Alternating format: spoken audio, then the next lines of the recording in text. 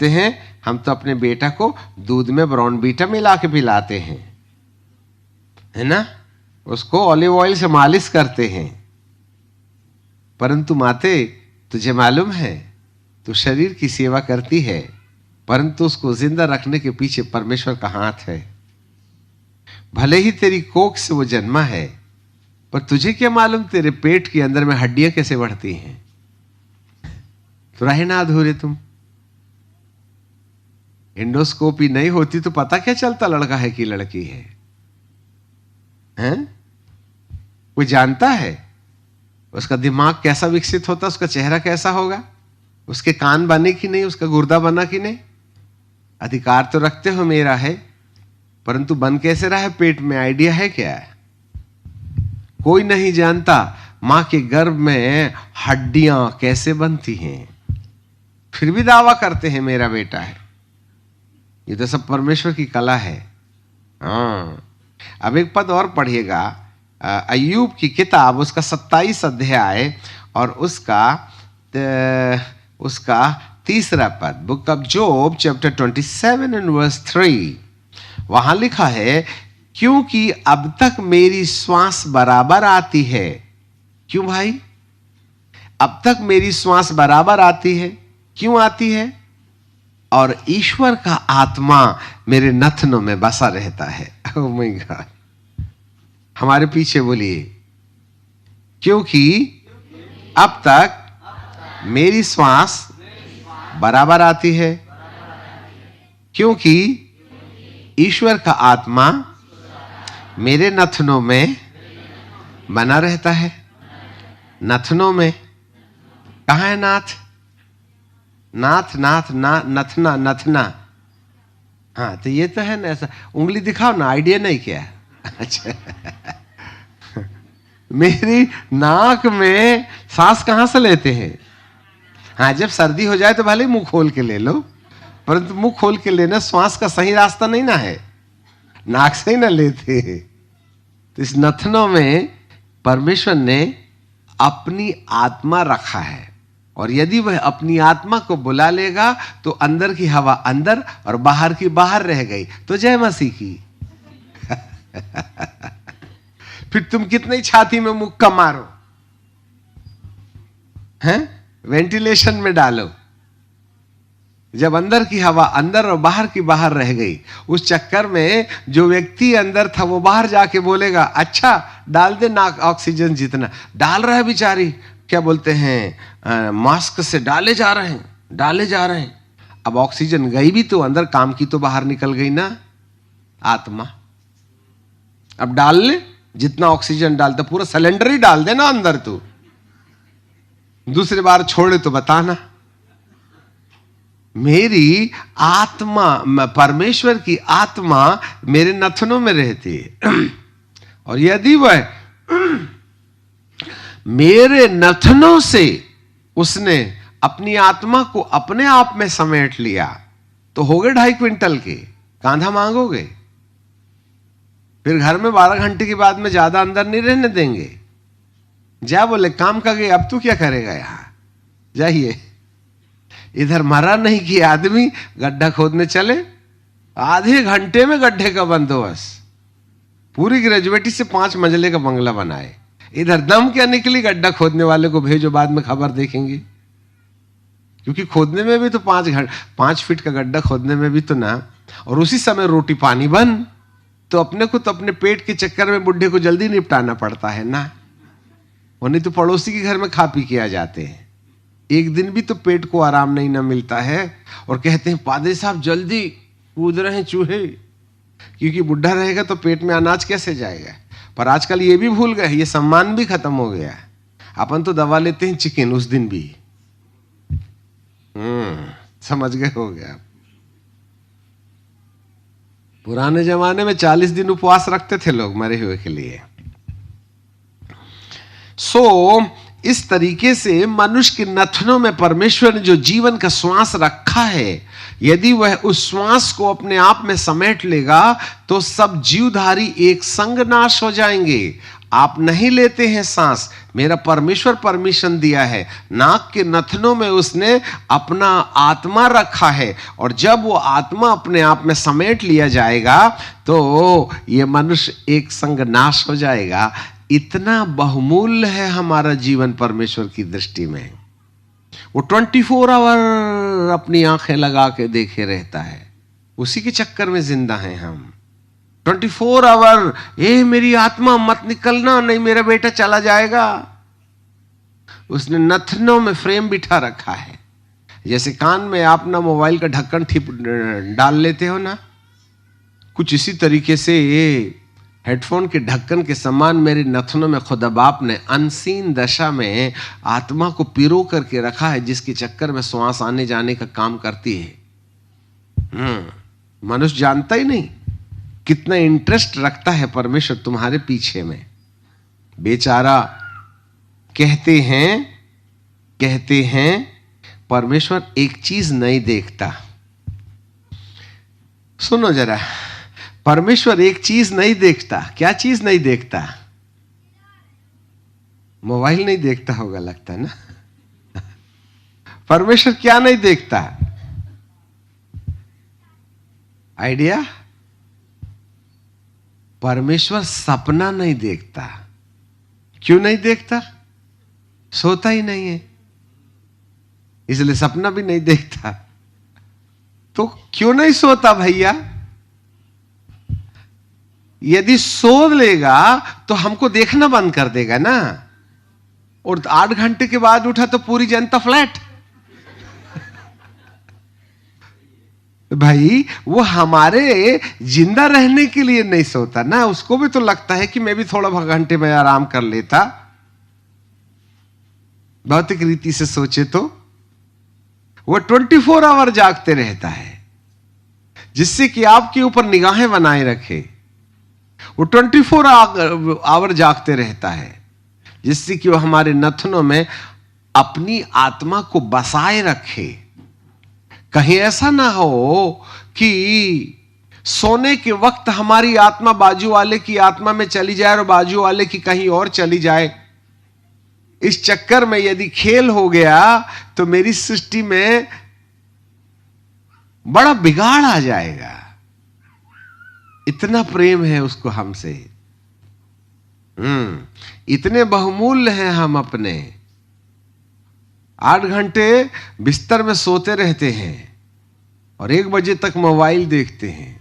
जरा भी सोने के टाइम पर 15 मिनट हम चिंतन नहीं करते, हे प्रभु दिन भर तूने मेरे को अच्छा रखा, हम अब सो रहे हैं, कृपया करके नाथनों में ना अपनी उंगली लगाए रखना, और नहीं तो डेड बॉडी निकलेगी इस बिस्तर से सुबह 8 बजे। कभी किसी ने बोला परमेश्वर को धन्यवाद दिया? तुम तो हक समझते, हे खुदा सुबह उठाना, हाँ हमारे बाप का नौकर है ना, वो ऐसे कमांड करते हैं जैसे नौकरी में रखे हैं अपन को। हे परमेश्वर तू कहां गया? मेरे पति को ले लिया तूने। अच्छा, यदि ले ही लेने वाला था तो दिया काय के लिए था? हे प्रभु तूने मुझे छोड़ दिया। अरे मैंने अपने मुंह से बोला था मैं तुझको नहीं छोड़ूंगा, मेरे को आरोप लगाती है तूने मेरे को छोड़ दिया। छोड़ नहीं रहता तो नहीं छोड़ने का वायदा करके अपने गले में रस्सी लगा के रस्सी का दूसरा छोड़ तेरे हाथ में क्यों देता? अनाप शनाप अपन अपने परमेश्वर को दोष लगाते हैं। तूने मेरी पत्नी को, तूने मेरे को गरीब बना दिया। हो बनाता शैतान है और लगाते हो आरोप प्रभु पर। मेरे गरीब हो जाने से तुम धनवान हो गए, करता वो हमको है गरीब, और हम प्रभु को दोष लगाते हैं। तो वो भी तो बड़ा बेचैन हो जाता है आपसे, और कल की तारीख आज ही नियुक्त करता है, बहुत परेशान करता है। शैतान इसका सिर फोड़ता है और मेरे नाम पर रिपोर्ट लिखाता है, FIR। इसलिए इसकी छुट्टी जल्दी करो। उठते बैठते सुबह शाम अपने परमेश्वर को महत्व देने के बजाय हम उसके लिए शिकायत करते हैं। साइकिल क्या पंचर हो गई, हे प्रभु तेरे को ख्याल नहीं था, तो प्रभु कहेंगे दुआ करके निकला था क्या? अब तुम खुद कांटे में गाड़ी चलाओ और दोष मेरे को। नई पिक्चर आई थी, पोस्टर देख रहे थे, ब्रेक मारने के बजाय एक्सीलेटर मार दिए। तो सामने वाली कार में चढ़ गए। हे प्रभु तू कहां था? एक काम कर, ड्राइवर सीट से उठ जा, बाजू में बैठ जा, मैं ही चला लेता हूं। तूने ये पोस्टर मेरे से पूछ के देखने के लिए इधर मुंह किया था क्या? पोस्टर देखो तुम और गाड़ी ठुक जावे तो कहते हैं तू कहां था? हद होती है। इतना परेशान हो जाता है कई बार परमेश्वर, तुमने तो मुझे बिल्कुल गार्बेज बना रखा है। हाँ, यह अज्ञान रवैया है। बाइबल का परमेश्वर कहता है मैंने नथनों में अपना श्वास रखा है, इस कारण तू जिंदा है। मैंने अपना मन कभी नहीं सोने के द्वारा तेरे ऊपर टिका के रखा है। मैंने अपनी आत्मा अपने आप में समेट नहीं लिया है, नहीं तो तू कब्रिस्तान के कीड़ों का ब्रेकफास्ट, लंच और डिनर बन गया होता। ये फेयर एंड लवली लगाया चेहरा कब्रिस्तान के कीड़े कुतुर कुतुर के खाते। ये तो मेरी दया है कि मैंने अपनी आंखें तेरी ओर लगा के रखा है, इसलिए तू जिंदा है। फिर भी मुझे दोषी ठहराता है, फिर भी तू मुझे चिंता नहीं करता। इसलिए बाइबल के परमेश्वर के हृदय में एक बड़ी तमन्ना है, और वो ये है, देखो परमेश्वर का डेरा मनुष्य के बीच में है, तो मेरे लिए एक निवास स्थान बनाओ। उसने अदन का बगीचा अपने निवास के लिए बनाया था। हर शाम के ठंडे समय में परमेश्वर आदम से मुलाकात करने आता था। अदन का बगीचा पहला चर्च था जिसमें 2 ही सदस्य थे। संडे स्कूल नहीं था। आदम और हवा चर्च के सदस्य थे, और उनका पास्टर यहोवा परमेश्वर था जो स्वर्ग से आता था, और क्वायर स्वर्गदूत थे जो अलग अलग प्रकार की म्यूजिक बजाते थे, और उनका चर्च प्रतिदिन शाम को लगता था। तुम तो हफ्ते में 1 बार लगाते हो, और वो भी जल्दी जाने के लिए दरवाजे वाली कुर्सी चुनते हो जिससे कि भागने को मौका मिले। Hallelujah. Oh my God. Bible का परमेश्वर हमें बताता है वो प्रतिदिन शाम को उनका चर्च लगता था। आज शाम को बताएंगे हम। तो अदन का बगीचा अपने आप में न मंदिर था। अदन का बगीचा मुलाकात मंडप था।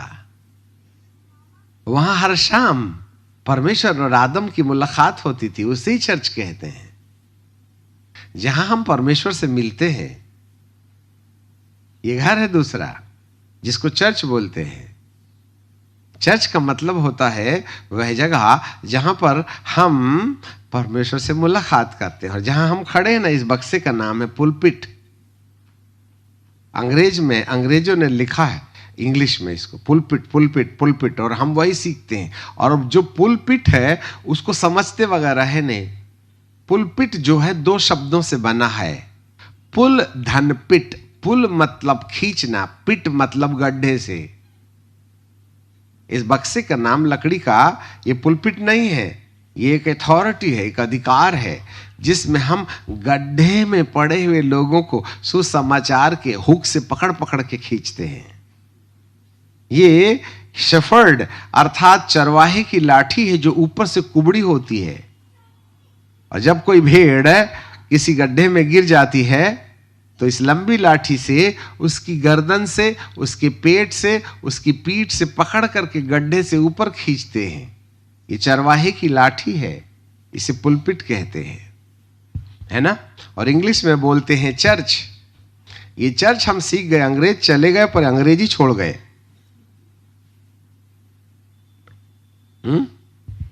और उन्होंने चर्च का बहुत अच्छा हिंदी अनुवाद करके गए थे, गिरजाघर।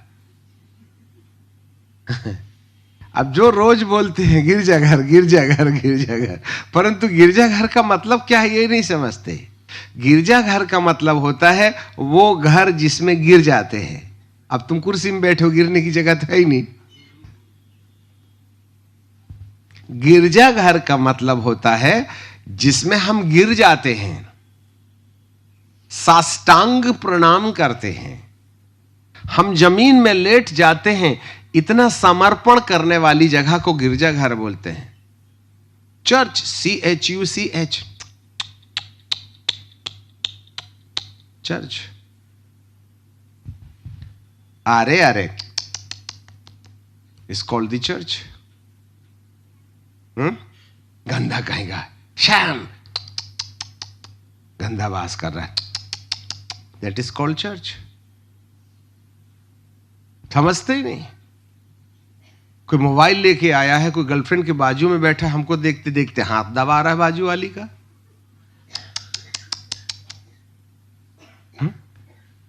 पति पत्नी एक ही पंखे के नीचे रहते हो और 15 दिन हो गए बात नहीं करते, उत्तर दक्षिण सोते हो मुंह करके। यही है चर्च। गिरजाघर होना चाहिए। अंग्रेज ने गिरजाघर जरूर बना दिए, परंतु हमारे लिए कुर्सी रख के गए और इतनी मजबूत बेंचें हैं कि उसको खींचो तो खिंचाती नहीं है, मतलब गिरने की जगह ही नहीं है। हालेलुया।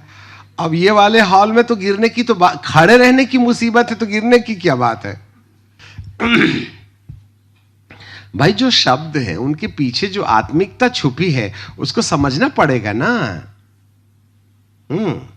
बताइए, मैं खड़ा हूं, तुम बैठे हो। परमेश्वर कहते हैं पुलपिट, पुल करने वाली जगह पिट से। प्रभु खड़े हैं, हम बैठे हैं। और यदि हम बैठ ले तो कहते आजकल पादरी ना बैठ के प्रचार करता है। अच्छा, तुमको बैठने का लाइसेंस है और हमको खड़े रहने की सजा है। समझ में नहीं आता। हम तुम्हें बचाएं खड़े रह के और तुम बैठ के मस्ती करो। और कई बार तो एक के ऊपर एक पैर रख लेते और फिर जैसे पिक्चर में बैठ के ऐसे हिलाते ना, पंप जैसे हवा भरते हैं ऐसे करके, और फिर पैर को भी ऐसे ऐसे हिलाते हैं। क्यों, स्प्रिंग लगा है क्या? We do not have any common sense। जब हम अपने पैर को ऐसा ऐसा ऐसा ऐसा ऐसा ऐसा हिलाते हैं चर्च के अंदर में, ये भी एक दुष्ट आत्मा है। Do not shake your leg। You do not have any common sense to sit in the presence of God। हैं? पैर को हिलाते रहते ऐसा करके, ऐसा, या फिर यूं यूं यूं यूं करेंगे। क्यों, लकवा मार दिया क्या? Tremble before the throne of God। राजाओं का राजा, महाराज, अधिराज यहां पर है। हमें सेंस नहीं है कि हमें खुदा बाप के सामने कैसे बैठना चाहिए।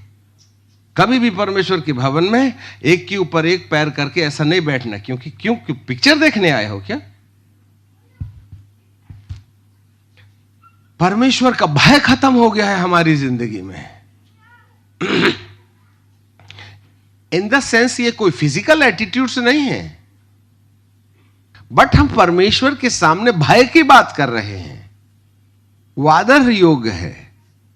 हम कैसे भी ना बैठे परमेश्वर के भवन में। कोई पिक्चर चल रही है यहां पर, पर्दे में कुछ देख रहे हो, अमिताभ लीला देख रहे हो। तो कहने का मतलब यह हो गया कि मैं मनुष्य के बीच में डेरा करूंगा। कलीसिया एक डेरा है। अदन का बगीचा एक डेरा था जिसमें परमेश्वर और मनुष्य की मुलाकात होती थी। अब वो डेरा चर्च है। ये जो चर्च है ना, उसको आप इंग्लिश में चर्च बोलते हो। ये गिरजाघर है जहां गिरने की फैसिलिटीज होनी चाहिए।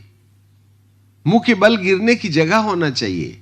वो कोई फिजिकली मुंह में गिरने के लिए बात नहीं करता है। मूसा भी तो मुंह के बल गिरना था। जितने भी परमेश्वर के भक्त हुए, जितने भी बार उनको स्वर्गीय दर्शन मिला, वो ऐसे थोड़ी ना खड़े थे तन के, सब गिरे। मूसा गिरा, इब्राहिम गिरा, आदम और हवा भी गिर जाते थे अदन के बगीचे में। कोई बताने वाला नहीं ना है वहां क्या क्या हुआ था।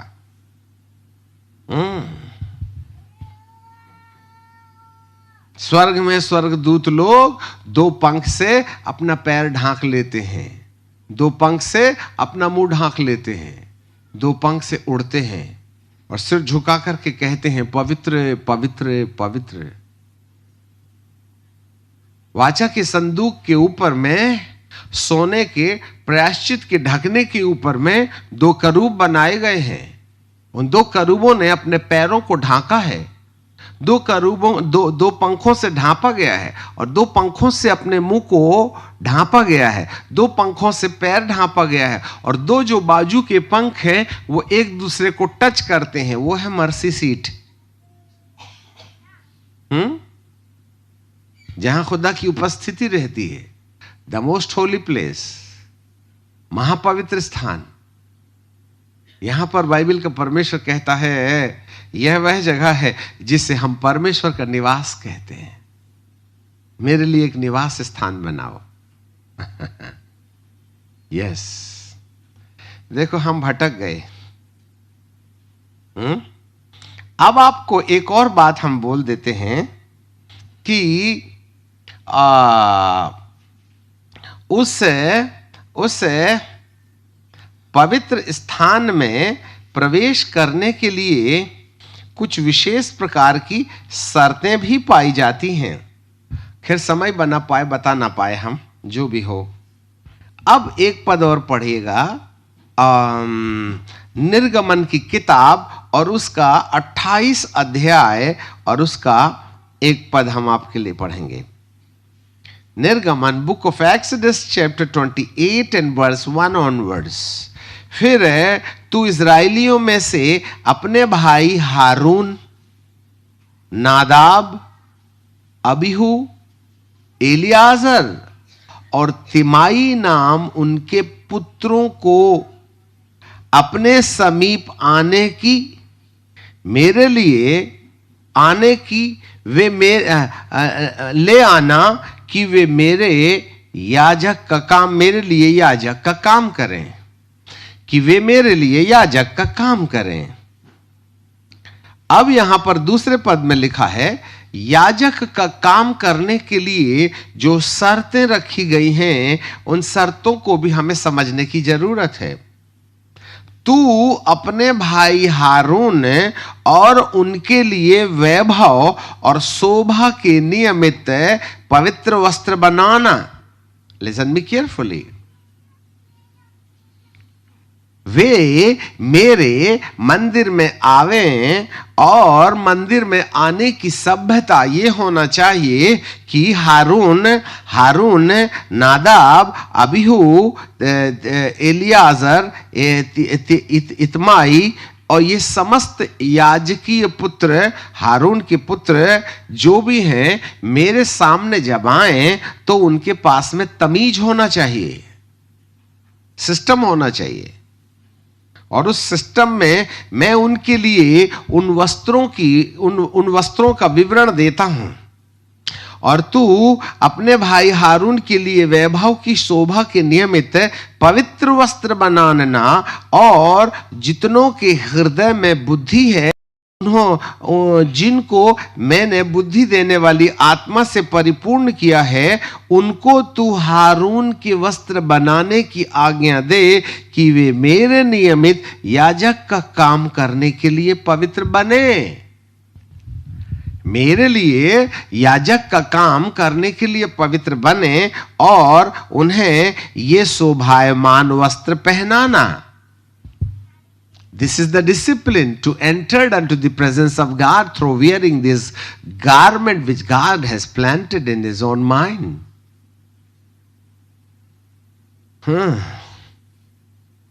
ऐसे ही नहीं कि लुंगी पहन के चले गए अपन, आज जिनसे ही पहन के चले जाते हैं। पुराने नियम में परमेश्वर के निवास की जो बातें हैं, नए नियम में कलीसिया के लिए अनुशासन की भविष्यवाणी है। याद रखिएगा। तो यहां पर बाइबल का परमेश्वर कहता है कि हारून और उसके पुत्रों के लिए याजकी वस्त्र होना, और एक लंबा अध्ययन है याजकी वस्त्र के बारे में। और इस अध्ययन को यदि हम शुरू करें तो कम से कम 6 महीने हमें इसे पूरा करने के लिए लगेंगे। परंतु आज हम आपके लिए मात्र 2 पॉइंट हाईलाइट करेंगे जो सबसे आवश्यक है, जो दिखाई नहीं देता, लोग उस पर चिंतन नहीं करते हैं। सबसे पहला वस्त्र इसी निर्गमन की किताब में है। पहले और आखिरी की बात बता देंगे, उसके बाद में बीच में आप चिंतन करते रहिएगा। निर्गमन की किताब उसका 28वां अध्याय और उसके 40वें पद को पढ़ें और 43 तक पढ़ेंगे, काम के लिए रुक जाएंगे। फिर हारून और उसके पुत्रों के लिए अंगरखे, कमरबंद, टोपियां बनाना, ये वस्त्र भी वैभव और शोभा के लिए हों, जिससे परमेश्वर का आदर किया जाए। अपने भाई हारून और उसके पुत्रों के लिए सब वस्त्र पहनाकर उसका अभिषेक और संस्कार करना। अब कई बार लोग कहते हैं, याजक लोग, कि हम प्रभु में कैसे बढ़ें? कैसे बढ़ोगे आप? दुआ कर दो अभिषेक के लिए कि मेरी सेवा रातों रात दिनकरण बनने की बन जावे। नहीं, ऐसा नहीं होता है ना? हम यदि हर एक को दिनकरण बना लें तो फिर हो गया काम। ठीक है, कोई बात नहीं। तो इन वस्त्रों को जो जिस प्रतिशत में धारण करते हैं, उनकी आत्मिकता की लंबाई चौड़ाई उसी रेशियो में बढ़ती है।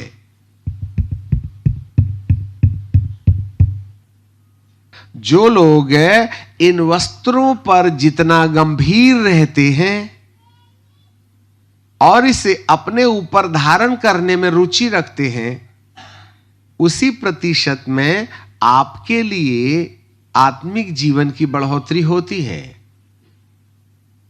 और यदि कोई इन वस्त्रों की सच्चाई को भूल जाएगा तो समस्या बनी रह सकती है। क्योंकि अभिषेक के पहले इन वस्त्रों को धारण करना है। कल हम नडियाद में होंगे तो पासवानों की सभा होगी और इस विषय पर हम ज्यादा प्रकाश लाएंगे। याजकों के लिए है यह संदेश। हो सके तो जरूर आइए। अपने भाई हारून और उसके पुत्रों को ये ही वस्त्र पहनाना और इस वस्त्र के बाद में अभिषेक का संस्कार करना। Without wearing the garment which God has planted for us, how God can pour His own anointing upon us? यदि हमने वस्त्र पहना ही नहीं है तो बिना वस्त्र के अभिषेक नहीं ना करेगा। ये नए नियम की भविष्यवाणी है, नए नियम के लिए भविष्यवाणी है। चलो छोड़ो उसको।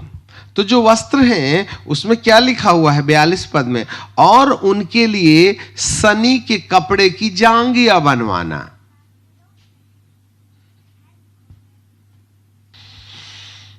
हमारे पीछे बोलिए, सनी के कपड़े की जांघिया।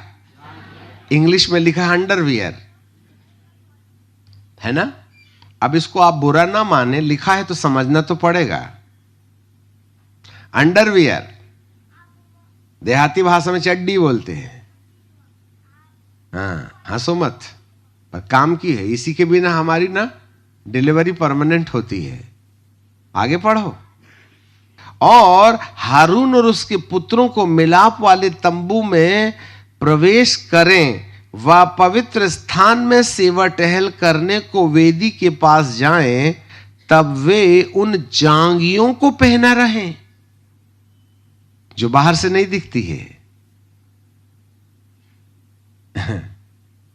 ऐसा कोई नहीं है जो यहां अंडरवियर पहन के नहीं आया है। मैं क्या बताऊं, आप जानो, पर वो दिखती नहीं है,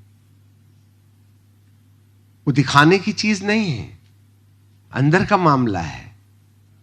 और परमेश्वर बाहर के मामले से पहले अंदर के मामले में रुचि रखता है। It's not easy to enter unto the holy place. आगे क्या लिखा है, फिर से पढ़ते हैं। और जब वे हारून और उसके पुत्र मिलाप वाले तंबू में प्रवेश करें तो पवित्र स्थान में सेवा टहल करने के लिए वेदी के पास जाएं, तब वे जांघिया पहने रहें। ना हो यदि नहीं पहना है तो वे पापी ठहरेंगे और इस चक्कर में वो मर जाएंगे। जिसने अंडरवियर नहीं पहना है मृत्यु तय है। बात सीक्रेट मामले की है। और हारून के लिए और उसके बाद उसके वंश के लिए भी यह सदा की विधि ठहरे अंडरवियर वाली। You can not bypass the underwear, और अंडरवियर दिखाने की चीज नहीं है। आप बेचैन मत रहिएगा, आपका मुखौटा प्रभु देखता है, बात पर्दे के पीछे की है। हमारे मन में क्या चल रहा है उसकी है। तुम मां बाप से छुप करके क्या करते हो, याजक की नजर बचा के तुम कौन सी युक्तियां कर रहे हो, कौन सी गोष्ठी करते हो, कौन सी बात करते हो। क्यों एकांत में मोबाइल में गुप्तगू होती है। इन सब बातों पर परमेश्वर की नजर लगी है। तुम मेरे लायक नहीं हो। यदि तुम अंदरूनी मामले में ठीक ठाक नहीं हो तो ज्यादा परेशान नहीं करेंगे। आज रात शाम को आना, ठुकाई बजाई होगी। हमारे गुप्त मामले में परमेश्वर की नजर है। यदि आप अपने गुप्त मामले में बिल्कुल ठीक ठाक हैं, तभी तो आप मान के रखिएगा कि कहीं ना कहीं हम परमेश्वर के उस मिलाप वाले तंबू में, जिसको आज का चर्च कहते हैं, गिरजाघर कहते हैं, उसके सदस्य होने के लायक हैं। यह है सबसे पहला कपड़ा। इसके बाद फिर सफेद गाउन पहनते हैं, लटका हुआ रहता है। फिर इसके बाद में एक नीला बागा होता है जो घुटने के नीचे तक होता है। फिर इसके बाद में एपोत का बागा होता है जो जांग के ऊपर में रहता है। फिर इसके बाद में सोने का एक बिल्लस बाई एक बिल्लस, एक सीने के ऊपर चपरस होती है जिसमें 12 पत्थर लगे रहते हैं जो 12 गोत्रों की प्रतिनिधित्वता करते हैं। फिर दोनों कांधों में सुलेमान मणि में 6 गोत्र के नाम एक तरफ, 6 गोत्र के नाम एक तरफ होते हैं। फिर ये जो चपरस है वो सोने की चेन में लटकती रहती है। उसके निचले हिस्से में रिबिन रहता है जो उसकी कमर में लटकर बंधा रहता है, जिससे कि झुके तो ये आपके सीने पर लटकने वाला चपरस आपकी छाती नहीं छोड़ना चाहिए। दीदी लोग गले में मंगलसूत्र पहनती हैं, झुकती हैं तो लटकता है। मेरे द्वारा निर्धारित किया गया ये जो चपरस है जिसमें 12 मोती हैं, 12 पत्थर हैं जो 12 गोत्रों का प्रतिनिधित्व करते हैं, वह तुम्हारे सीने से लगा रहे।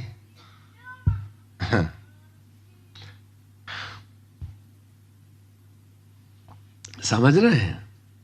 इसको छोड़ दो आप। इंपॉर्टेंट पद 28 अध्याय 26 पद पढ़ेंगे और फिर इसके बाद में चिंतन के लिए छोड़ देंगे आपको। Book of Exodus chapter 28 and verse 36 है, और चोखे सोने का एक टीका बनवाना, चोखे सोने का एक टीका बनवाना, और जैसे छापे में वैसे ही उसमें अक्षर खोदे जाएं, प्रिंटिंग मशीन के समान, कैपिटल लेटर में, कर्सिव राइटिंग में नहीं होना, नहीं तो गा को खा पढ़ लोगे आप, कैपिटल लेटर में। और वो वहां लिखा हुआ यहोवा के लिए पवित्र, होली फॉर गॉड, और हारून के माथे पर रहे। हालेलुया। कहां रहे? माथे। माथा कहां है जरा दिखा तो दो। हाँ चलिए, नहीं माथा ये नहीं है, ये है ये सामने वाला फोरहेड, ठीक है। माथे में सोने का एक गोल सिक्का, यहां बाइबल में थोड़ा सा मतभेद है। यहां माथे में एक गोल सिक्का, और जिसमें कर्सिव राइटिंग में नहीं, कैपिटल लेटर में लिखा हुआ होगा होली फॉर गॉड, परमेश्वर के लिए पवित्र। कहां लटक रहा है वो? माथे में। माथा बोले तो हमारी कल्पना, और वो नीले रिबिन में से लटक रहा है, और इस नीले रिबिन को टोपी में खोंचा जाता है। जिससे कि वह हर वक्त हारून के माथे में लगा रहे। यही है मोहर। जिसके माथे में परमेश्वर की मोहर नहीं, उनको मार के नाश करो, न दया करना। युवा, कुंवारी, बच्चे सबको नाश करो, परंतु जिस किसी के माथे में परमेश्वर की मोहर है, हाँ, उसके पास ना जाना।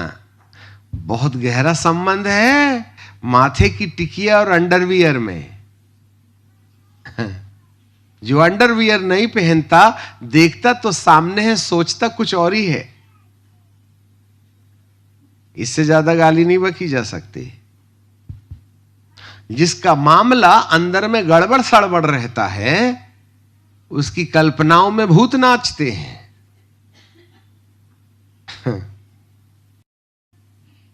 समझ गए बात? हम हैं यहां जरूर, परंतु किसके लिए हमारे दिमाग में विद्रोह है, किसके लिए शिकायत है, किसके लिए कड़वाहट है, किसके लिए बुराई है, इस मामले को दुरुस्त करने के लिए नीला रिबन अर्थात पवित्र आत्मा के द्वारा हमारे माथे पर एक सोने का टीका लगाया जाता है। जैसे दुल्हन के माथे में ऐसा कुछ लटकाते हैं ना, कई कई लोगों, अपने क्रिश्चियन लोगों में नहीं चलता परंतु अन्य जातियों में चलता है। वो ऐसे करके ऐसे करके लटकाते हैं, उनका बिंदिया जैसे लटकती रहती है। राजा लोग भी ऐसे लटकाते थे, रानी लोग तो लटकाती थी, है ना। दुल्हन को तो लटकाते ही लटकाते हैं, भले ही घर में ना हो। That is the seal. हम भी तो दुल्हन है ना, हमारे माथे में भी तो कोई पवित्रता की कल्पना लटके। हमारे माथे में तो अंधाधुंध तोप गोले चलते हैं। अब आप समझ गए होंगे हम क्या कहना चाहते हैं। और जब से ये मोबाइल मैडम क्या आ गई है, तब तो हमें पिक्चर हॉल जाने की जरूरत ही नहीं है। 24 आवर वेलकम।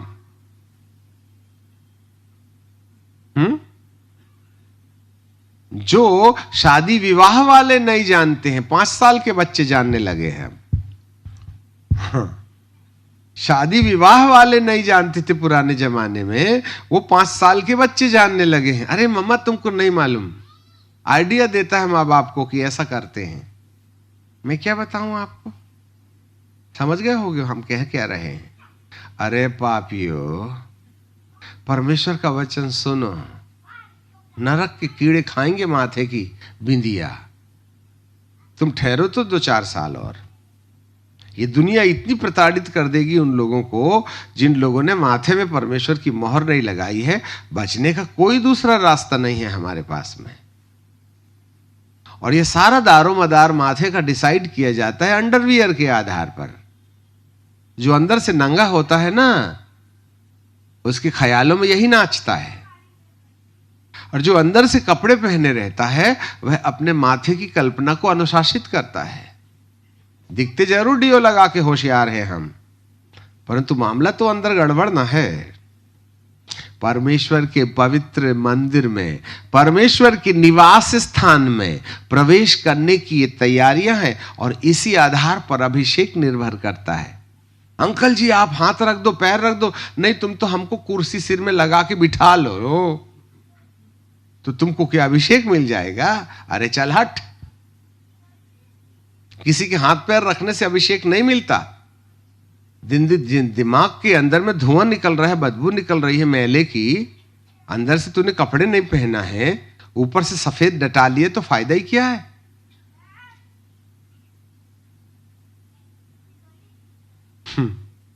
हमें आपकी अप्रिसिएशन की आवश्यकता नहीं है। यहां प्रभु बेचैन है। यदि इस रवैये में सुधार नहीं हुआ तो जाने वालों की संख्या बहुत कम होगी। अनंत जीवन भगवान का प्रसाद नहीं है।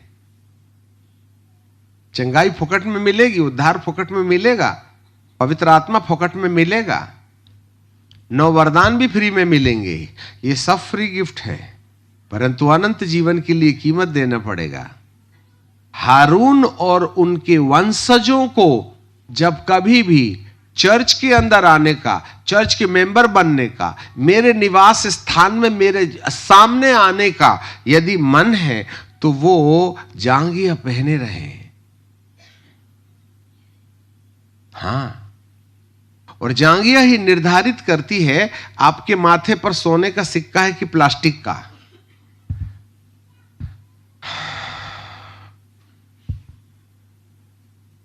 हेलो, जांघिया ही निर्धारित करती है कि तुमने खड्डे का, प्लास्टिक का, मट्टी का कौन सा वाला सिक्का माथे पर लटकाए हो। तार में लटकाए हो कि रिबिन में लटकाए हो, लाल रिबिन में लटकाए कि नीले रिबिन में लटकाए कि काले रिबिन में लटकाए। धन है वे जो मन के शुद्ध हैं, वे ही परमेश्वर का दर्शन करेंगे। शुद्धता कल्पनाओं पर निर्धारित होती है। यदि हमारी दिमाग के अंदर में उल्टे सीधे उलूल जुलूल कल्पनाओं के आने जाने के लिए रास्ता खोला हुआ है, आप यीशु के आने के समय ऊपर जाने का सपना देखने की दया मत करना। उस पवित्रता की खोज करो जिसके बिना कदापि प्रभु को कोई देख नहीं सकता है। इसका अगला सेशन शाम को हम शुरू करेंगे। यदि जब तक ये टीका सोने का जिसमें लिखा है यहोवा के लिए पवित्र, यदि ये हमारे मन के अंदर में क्रिएट नहीं किया गया, तो आप जितने भी चर्च की मेंबरशिप रखना है रख लीजिएगा। कब्रस्तान का गड्ढा रिजर्व जरूर हो सकता है, परंतु अनंत जीवन में नए यरूशलेम का रिजर्वेशन पॉसिबल नहीं है। जब इस धरती के मिलाप वाले तंबू में बिना चड्डी वालों को घुसने नहीं देना, तो बिना चड्डी वाले उस पवित्र मंदिर में भी प्रवेश नहीं कर सकते जहां करोड़ों करोड़ों साल रहना है। मैं आपको अनंत जीवन के लिए रास्ता कठिन करके नहीं बता रहा, वरन जो सत्य है वो सत्य है। यदि इसमें भी जरा भी मिलावट होगी, अपने पति के साथ रहते रहते अपने बॉयफ्रेंड या गर्लफ्रेंड के साथ में भी आपका कोई नाजायज काल्पनिक रिश्ता है, तो अनंत जीवन का दरवाजा तुम्हारे लिए बंद हो जाएगा। No consideration. कलीसिया कलीसिया से बनी है। कलीसिया the separated people from the world, संसार से अलग किए हुए लोग। संसार के लोग सोचें उल्टा सीधा, हम सोचेंगे तो हमारे अनंत जीवन का धन हमसे खो जाएगा। इसलिए आवश्यकता है हम उन वस्त्रों का धारण करें, उन वस्त्रों को पहने जो वस्त्र हमें मंदिर में, परमेश्वर के निवास स्थान में, मुलाकात मंडप में प्रवेश करने के लिए क्वालिफाइड बनाते हैं। अब हम रुक जाएंगे, सब अपनी आंखें बंद करें।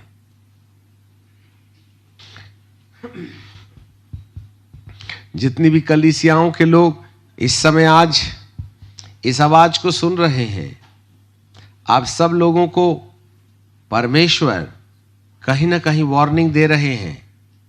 हम बहुत सी कलीसियाओं को देख रहे हैं, कोलकाता में, वारासिवनी में, बालाघाट में, भरवेली में, ECIC देहरादून में, कोलकाता में, छत्तीसगढ़ में, US में, कनाडा में, जहां कहीं भी आप हैं, इन वचनों के द्वारा परमेश्वर तुम्हें अपने दोबारा आगमन के पहले आपके माथे पर सोने का सिक्का लगाकर, जिसमें यहोवा के लिए पवित्र है, इस बात की ओर आपका ध्यान केंद्रित करते हुए प्रभु तुम्हें सलाह देते हैं और पूछते हैं और कहते हैं, क्या तुमने अपने माथे में नीले रिबिन में सोने का सिक्का जिसमें लिखा है यहोवा के लिए पवित्र है? जी हां। क्या आप अपनी कल्पनाओं में ठीक ठाक हैं? क्या आप अपने अंदरूनी मामले में, जिसे पत्नी भी नहीं जानती है और पति भी नहीं जानता है, उस मामले में आप अपने परमेश्वर के साथ ठीक हैं? और यदि नहीं हैं तो आज अपने परमेश्वर के सन्मुख खड़े होकर के परमेश्वर से कहें, पिता परमेश्वर, मैं यहां हूं, मेरे अंदरूनी वस्त्रों को पहना दीजिएगा। पिताजी, मेरे सीक्रेट मामले में बहुत सी ऐसी चीजें हैं जो दुनिया नहीं जानती है। मैं आपके सामने कांच के समान पारदर्शी रहूं। हे पिता, ऐसी दया हम पर होने दीजिएगा। सनातन काल के विराट परमेश्वर, वचन में होकर आपका अभिषेक मन को अंदर रीति से चंगाई देने लगे। We are expecting the inner healings and deliverance in our soul and mind in the secret areas. If we are not right before thy sight in the secret area, Lord, we are not worthy to stand before thy throne. It is true that we are going to lose the eternity through unholy thoughts, unwanted things which is abiding inside of our own heart and mind. पिता परमेश्वर, अपने बच्चों के ऊपर दया होने दीजिएगा। आप गुप्त से गुप्त बातों को प्रकट कर रहे हैं, जिससे कि एक निर्दोष और निष्कलंक कलीसिया, जैसा कल हमने देखा कि परमेश्वर तेजस्वी कलीसिया बनाना चाहता है, जिसमें न दाग है, न झुर्रियां हैं, न कोई ऐसी बात है जो परमेश्वर का स्थान ले ले। प्यारे पिता, आज हम एक बार फिर तमाम संत और संतनियों को जो धर्मी जरूर गिने जाते हैं, परंतु कामों में उलझे हुए हैं, और यीशु विश्वास के आधार पर नहीं वरन हमारे कामों के आधार पर, जो अंडरवियर नहीं पहनने के रास्ते, हमारे जीवन के जो गुप्त पाप हैं जिसको कोई नहीं जानता, जिसको हमने छुपा कर रखा है, जिसका असर हमारी कल्पनाओं में दिखाई देता है। प्यारे पिता परमेश्वर, हमारे अंदर ईश्वरीय भय पैदा कीजिएगा, जिससे कि हम आपके सामने थरथराते मुख के बल गिर करके परमेश्वर की उपस्थिति में आए। परमेश्वर के भवन की मर्यादा हमें समझने दीजिएगा। हमें परमेश्वर के उस मुलाकात मंडप में प्रवेश करने के लिए वे वस्त्र धारित के करने का अनुग्रह दीजिएगा, जिसके द्वारा हमारा अभिषेक हो कि हम आपके सामने खड़े रह सकें। प्यारे पिताजी, अपने बच्चों के साथ में बातचीत कीजिएगा। वचन का अभिषेक लोगों को तोड़े।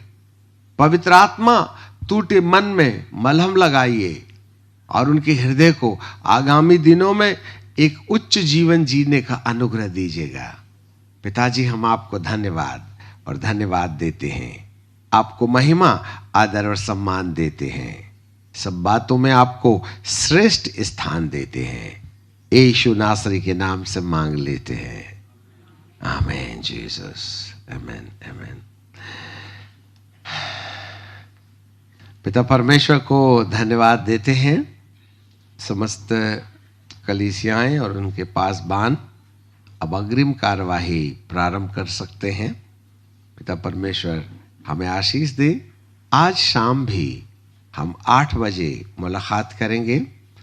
आप अपने अपने घरों में, अपनी कलीसिया में शाम का संदेश भी सुन सकेंगे।